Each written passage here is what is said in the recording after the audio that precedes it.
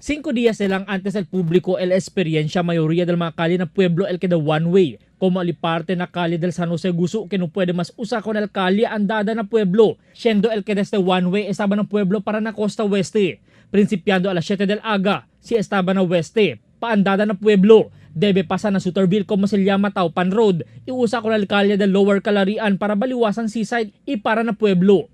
El calle del San Jose el queda one way desde el calle Haldon para calle Ledesma, derecho para San Jose Normal Road y otros pa.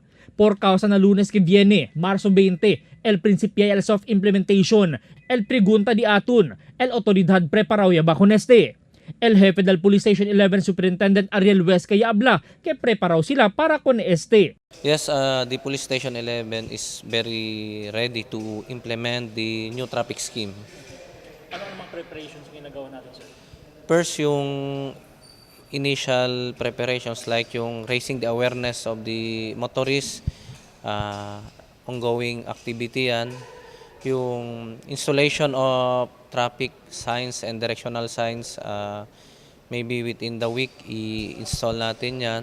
Diyan también asigun mga coordination meeting ng mga opisyales del baryo ken afektaw ko sa nuevo traffic scheme. Isilayaan da pidi ayuda del mga baryo tanod para ayuda giya kon el mga motorista. During the meeting, nagbigay sila ng commitment na they will support the new traffic scheme by deploying tanods, and also we will be requesting the Regional Highway Patrol Unit and LTO to assist us. Takre el oficial que debe también pone bastante pulis para vigila con el público, pero admitido ele que no puede todo el calle pone pulis. We were able to identify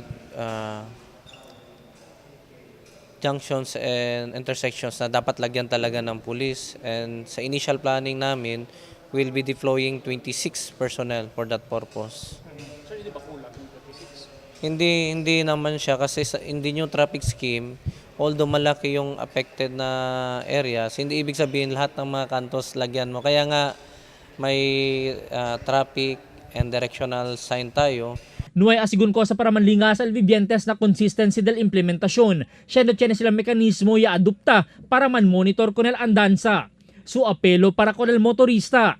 To understand the new traffic scheme and also to assist the police.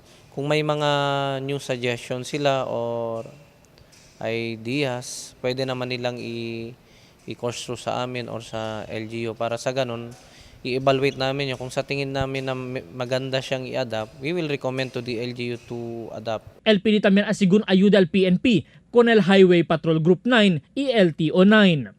Albert Luna, Dateline Zamboanga.